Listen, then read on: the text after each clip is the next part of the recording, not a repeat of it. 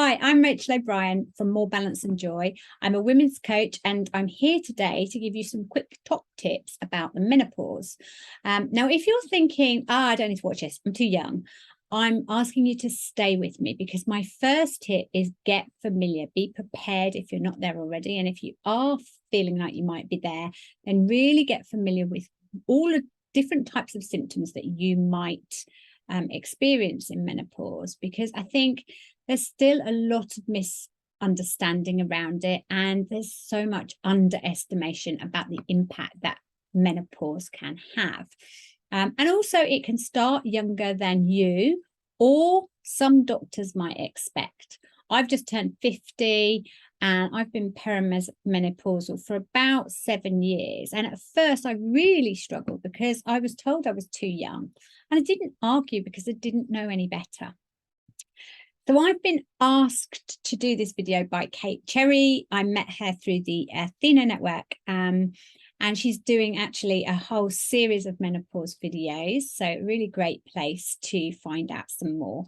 Now, Kate is an Arbonne consultant, and I'm sure that she and many others will talk about balancing your diet and how that can have a huge impact on your symptoms. But the Arbonne products can really help with that. And in particular, I really like one of their products, which is called Mind Health.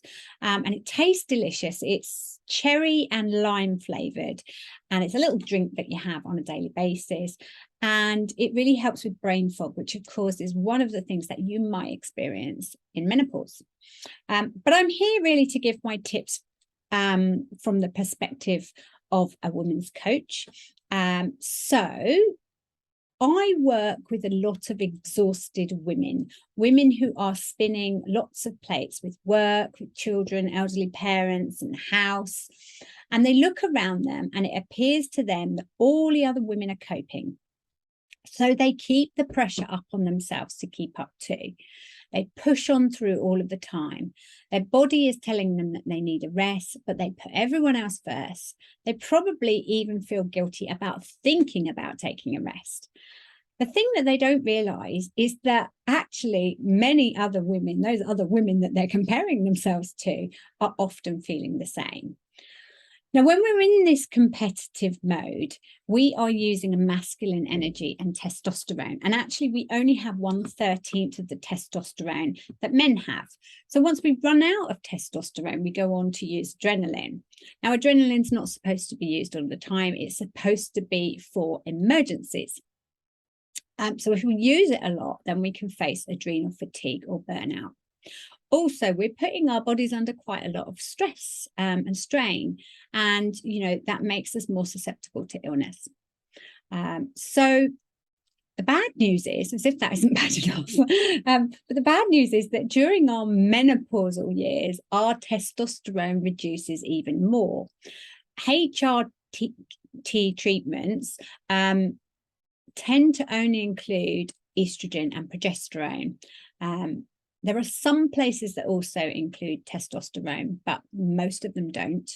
And so this further reduces our ability to use masculine energy safely. So it's really important that we find other ways to get through this time, particularly. So I've already given you my first tip, which is learn about the menopause. The second tip is stop putting yourself under so much pressure. Our bodies need a break, and I use the word need for good reason. This isn't a want, this isn't a luxury, this is a need. It's a basic need, and without meeting our needs, we're not okay. We need to break. We need to rest, and we need a break. So please don't allow yourself to feel guilty for resting, and please don't ignore your needs, because it can lead you to illness. And if you're ill, then you can't be there for all the people that you're putting ahead of your own needs anyway.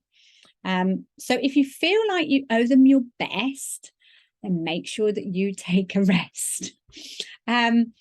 Finally, my final tip is really around our dominant energy cycles. So men's dominant energy cycles around the circadian rhythm. So the same sort of energy each day, every day.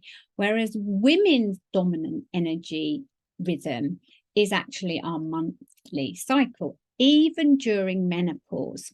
So what happens is we have different phases of energy, at peak phases of different energy types. So for example, physical energy, social energy, nurturing, decisive and creative energies. So what I want to encourage you to do is honor those phases rather than trying to push through and do the same as you did last week and the week before. When we're doing that, we're back into that masculine mode and we're using testosterone. So if you'd like to understand more about these phases and how they work, I have got a whole week, half an hour a day, value-filled free event coming up, which is all about these different energy types and how you can connect to them. You can register really quickly and easily. I'll add a link, and there'll also be lots of bonus material between now and the event. So we'd really love to have you join us there. Or if you want to get started sooner, I can work with you one-to-one, of course. And I also have a very casual and very affordable small group membership called Cuppa. And I also have a free Facebook group called Plate Spinning Women Unite, where I put sort of daily tips and inspiration and stuff like that there too. And it's quite a nice community. So I'll pop all the links in the comments. I really hope you found something helpful here. Thank you again, Kate, for the opportunity to speak to your community. So I'm Rachel O'Brien, helping women bring more balance and joy into their lives. I'm going to go and top up on mine now. You go do the same.